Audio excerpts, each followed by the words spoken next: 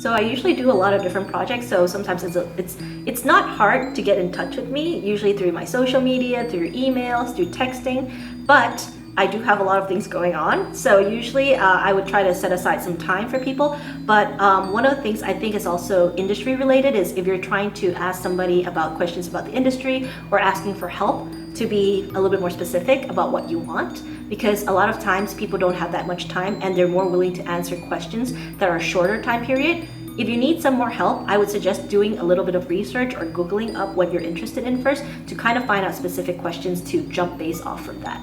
Because when you're asking somebody for a very large amount of things, it's very hard to fit that into the timeline. The second part is like for me, I usually try to go to the ASIFA events so that way I can meet a lot of people at the same time to like maximize my bandwidth. So I would suggest that like going to these events are also a great place, and it's not just that, we have a lot of industry working professionals in our committee that you can also ask questions about as well too. So those are really great ways to get in touch. So when you're asking questions, some specific questions that would be great to ask if you're trying to get in the industry is pertaining to your field. For example, if you want to be a 3D modeler, you could always ask, hey, I've been doing this 3D sculpt, I have this problem with my arm stuff, could you let me know how I could improve that? Those are little things that somebody could actually answer questions for you.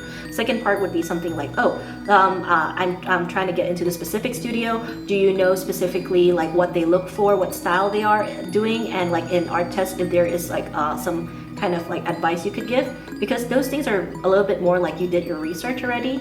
And so like if somebody wants to get in touch with me, definitely contact me at ginger@ASIFA-South.com. That's the best way to get in touch with me because I check that regularly. And if it's something to do with the community, that's the email that I usually go to.